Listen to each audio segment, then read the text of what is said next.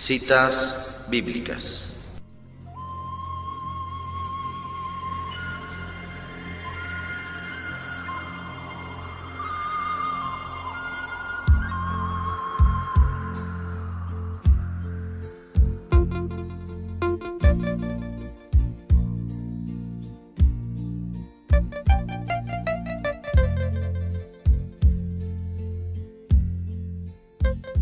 Efesios 1, 3 al 14.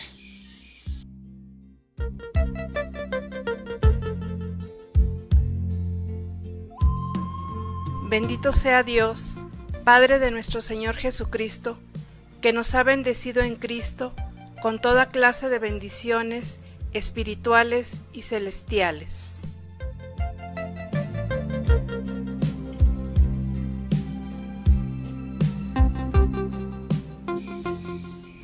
El apóstol nombra 12 veces seguidas a Jesucristo. De la abundancia del corazón hablan los labios, dijo la sabiduría antigua. Enamorado está de Cristo y sus palabras lo van demostrando.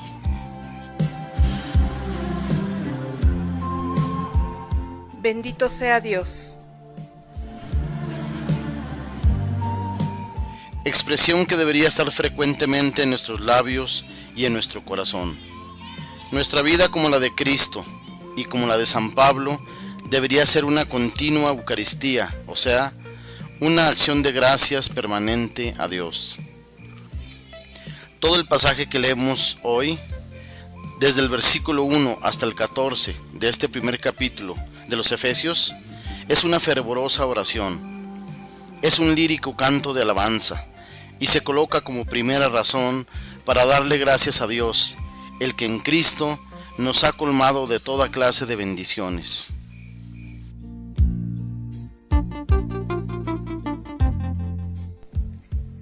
Nos ha bendecido en Cristo.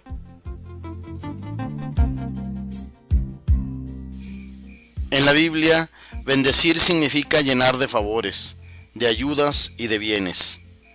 Dios nos ha colmado a nosotros de cuanto bien espiritual y celestial necesitábamos, y esto lo ha hecho al enviarnos a su Hijo Jesucristo, a redimirnos, a enseñarnos y a darnos ejemplo de vida. Él nos eligió en la persona de Cristo, antes de crear el mundo, para que fuésemos consagrados e irreprochables ante Él por el amor.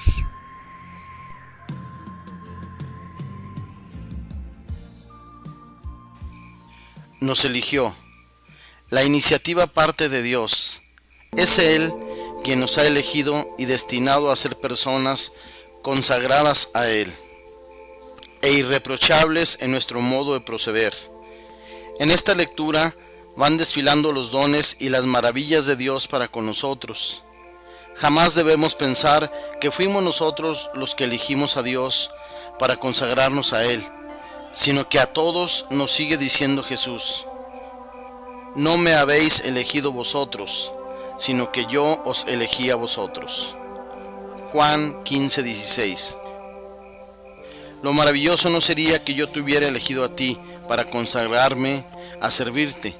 Lo extraordinariamente maravilloso es que tú, el Todopoderoso, el Infinito, nos hayas elegido a nosotros para ser tus amigos. Gracias, Señor. Nos has elegido para llenarnos de regalos aquí y después en los cielos, y para que al amarte nos volvamos santos y sin mancha. Mil veces gracias.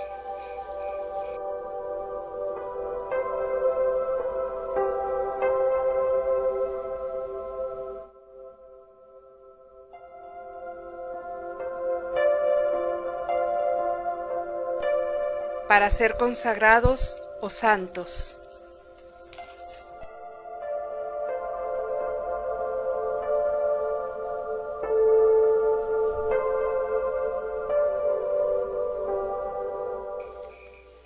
Ser santo significa en el idioma de aquel tiempo ser alguien que se porta de manera diferente al montón de la gente. Santo quiere decir distinto, separado, diferente. Los primeros cristianos estaban convencidos de que los seguidores de Cristo tienen que diferenciarse del resto de la gente por su conducta lo más irreprochable posible.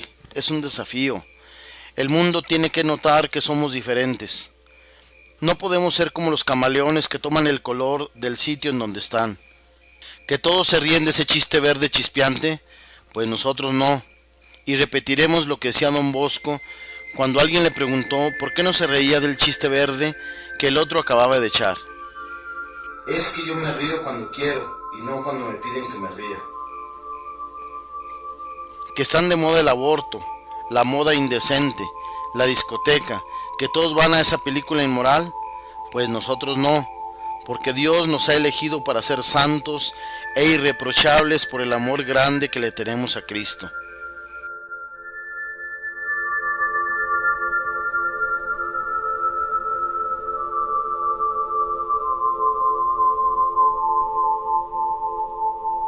Para ser irreprochables ante Él por el amor.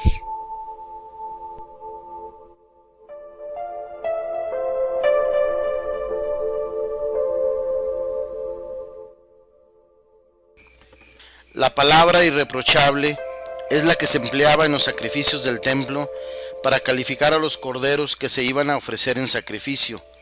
Se les examinaba y si no tenían defectos se les aceptaba como víctimas para ser ofrecidas en el altar. Si tenían defecto se les rechazaba y no se les admitía en el sacrificio. Dios nos eligió para que nos presentemos ante Él como víctimas que quieren ayudar a salvar el mundo. Pero estamos siendo examinados día por día y se nos pide que tratemos de ser irreprochables ante Él. No ante la gente, porque a los seres humanos los podemos engañar fácilmente. Cuán frecuentemente podemos presentarnos como unos fariseos irreprochables exteriormente, pero podridos en nuestros pensamientos y deseos, en nuestras acciones ocultas. Tenemos que ser irreprochables ante Dios, que está viendo todos nuestros más ocultos sentimientos. Nuestra oración debería ser la de Santo Domingo: Señor, que nuestros sentimientos sean siempre santos y que nuestras obras estén de acuerdo con nuestros sentimientos.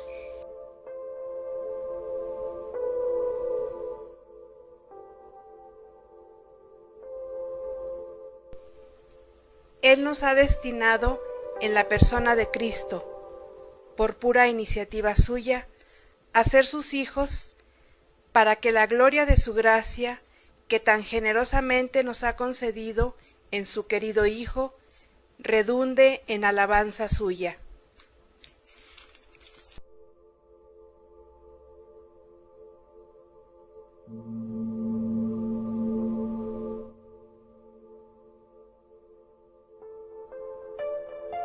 Son palabras ardientes y entusiastas que nos recuerdan nuestra relación con Dios.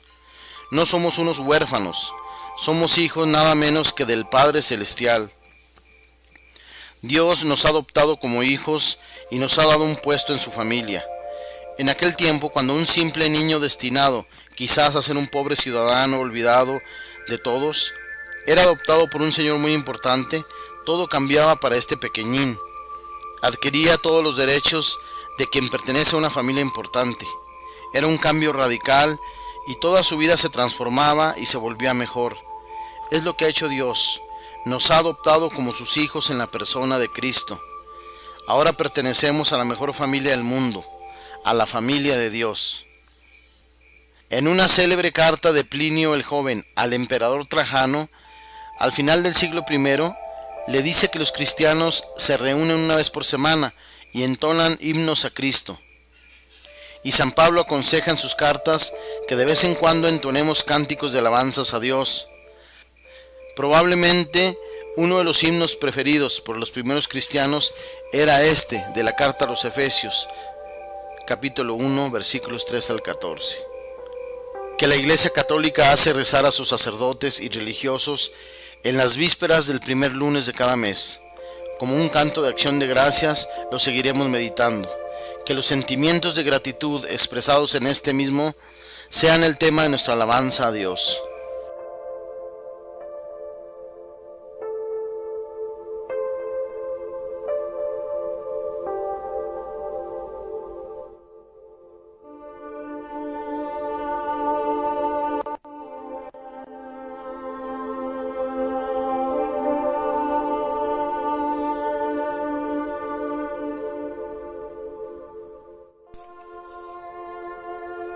Por este Hijo, por su sangre, hemos recibido el perdón de los pecados.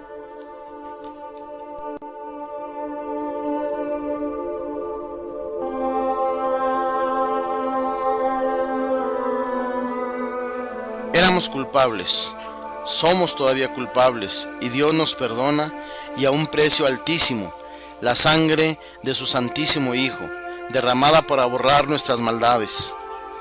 En vez de andar dando vueltas en mi mente al recuerdo amargo de mis pecados, ¿por qué no considerar más bien, con alegría y gratitud, que Dios, por su inmenso amor, me los quiere perdonar, ya que su Hijo le ofrece su preciosísima sangre para que se borren mis manchas? ¿Por qué en vez de andar rabiando y apocándome por mis frecuentes caídas, no me dedico a agradecer al buen Dios que ha permitido que su Hijo Jesucristo pagara una cuota tan alta para pagar mis deudas con la justicia divina? A ver si es cierto que sigo pecando con tanta facilidad cuando recuerdo qué es lo que el Redentor ha tenido que ofrecer por mis infidelidades. La palabra que aquí se emplea para decir que por la sangre de Cristo hemos recibido el perdón de los pecados es la misma que se empleaba para significar que se había pagado una enorme suma para rescatar a un prisionero de guerra y librarlo de ser condenado a muerte por el enemigo. Al venir Cristo, la humanidad estaba sumida en sus pecados, reconociendo su impotencia frente a los poderes del mal y su propia incapacidad para remediar esta situación de fracaso espiritual. Un sabio de aquel tiempo, Séneca, exclamaba: todos, aunque odiemos al mal, nos dejamos dominar por él. Necesitamos una mano potente que descienda desde los cielos y nos levante de esta miseria intolerable. Todos necesitaban la liberación, un poder inmenso que viniera a sacarlos del dominio de los enemigos del alma, y a esto vino Cristo. La leyenda antigua decía que cada vez que una persona obraba mal, inmediatamente Némesis, la diosa de la justicia inexorable y de la venganza, salía en persecución de quien se había portado indebidamente. Le seguía día y noche por todas partes y tarde o temprano le daba alcance y le proporcionaba el castigo debido. La venida de Jesús al mundo cambió esta situación de miedo y de terror ante el pecado. Ahora sabemos que alguien ha ofrecido un rescate valiosísimo por nuestras maldades y que ya podemos esperar la bondad y perdón de la justicia divina. Por la sangre de Cristo hemos recibido el perdón de los pecados. Vamos a hacer un propósito. De vez en cuando decir: Padre Celestial, por la sangre preciosísima que Jesucristo derramó por mí, perdóname todos mis pecados.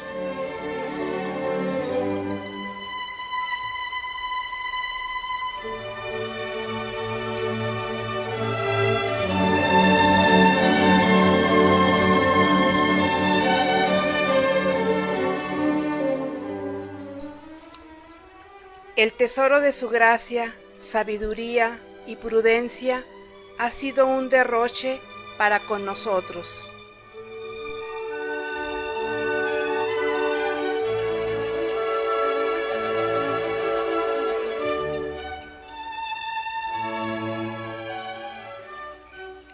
Cristo nos trajo gracia, o sea, buena voluntad de Dios para con nosotros. Nos trajo sabiduría, o sea, la ciencia que nos hace conocer y apreciar el bien y dar respuestas a los problemas eternos de la vida y de la muerte, y nos ilumina en nuestras relaciones con Dios y con los seres humanos. Nos trajo prudencia, que es la cualidad que nos enseña lo que debemos decir, hacer y evitar, y el cuándo y el cómo se debe obrar, y nos capacita para resolver los problemas prácticos de la vida diaria. Y estos tres regalos tan preciosos, gracia, sabiduría y prudencia, los regala Dios por medio de Cristo, con verdadero derroche, dice esta lectura. Derrochar es gastar más de lo que haría falta gastar. Con nosotros, Dios se ha vuelto derrochador. Con tal de salvarnos, no le importa gastar de sus tesoros más de lo que mereceríamos que se nos diera. Y su derroche es para regalarnos su gracia, o sea, su buena voluntad, su sabiduría y su prudencia. Dios sea bendito para siempre, por tanto bien que nos concede en Cristo.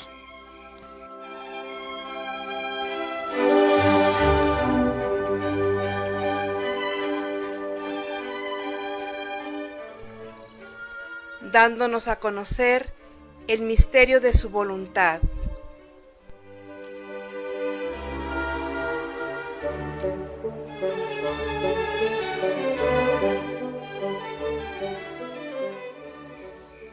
Misterio es aquello que por mucho tiempo permaneció en secreto y desconocido para la inmensa mayoría, y que ahora se revela y se hace conocer. Es algo que permanece incomprensible para la persona a la cual no se le haya revelado su significado. Tomemos un ejemplo. Supongamos que alguien que no sabe nada de nuestra religión católica asiste a una santa misa. Aquello resulta para él un misterio total, no entiende nada. Ese misterio se le dará a conocer cuando asista a una clase de catequesis y se le explique detenidamente lo que es una Eucaristía, y llegue a saber que la misa es una repetición de la última cena del Señor, y que se hace en conmemoración de su santísima pasión y muerte, y que allí comulgamos con el cuerpo y la sangre de Cristo, etcétera, etcétera. ¿Cuál es ese misterio de la voluntad divina que nos fue dado a conocer?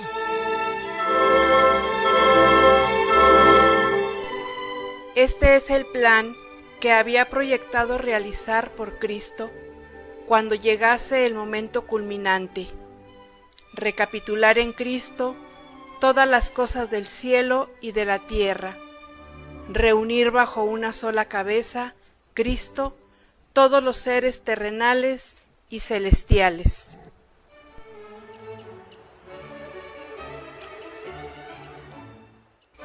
Este era el proyecto que Dios tenía en secreto desde hace muchos siglos antes, y que ahora nos ha dado a conocer. La venida de Cristo es pues el momento culminante de toda la historia. Con su llegada al mundo se pone en marcha el más atrevido plan de Dios en favor nuestro. Con razón, cuando el 6 de junio de 1944 los aliados dispusieron hacer la inmensa invasión a Europa por Normandía con 2.222 barcos de guerra, 11.000 aviones bombarderos y 3 millones de soldados armados hasta los dientes, invasión con la cual iban a obtener la victoria en la Segunda Guerra Mundial, cuando al momento de empezar la gran invasión, un oficial le dijo al jefe máximo de todos esos ejércitos, el general Eisenhower: hoy es el día más grande de la historia.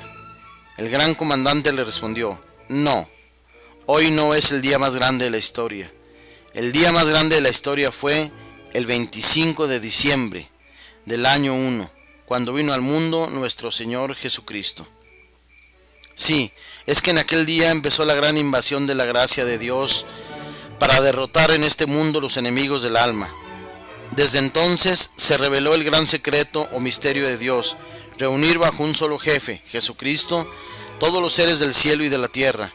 Los seres humanos nos hallábamos en una verdadera guerra civil y en una guerra mundial, cada uno dentro de sí mismo luchando y todos guerreando contra todos. Y era necesario que llegara un jefe supremo, capaz de atraernos a todos y de gobernarnos a todos y de acabar con nuestras guerras internas y externas y de traernos la verdadera paz.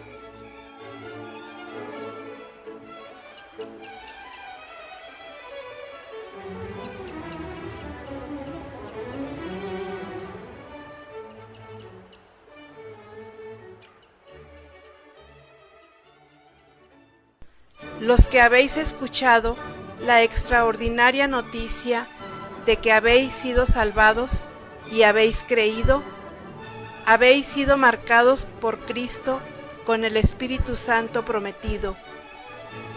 El Espíritu Santo es prenda, garantía o arras de que recibiréis la herencia de la redención.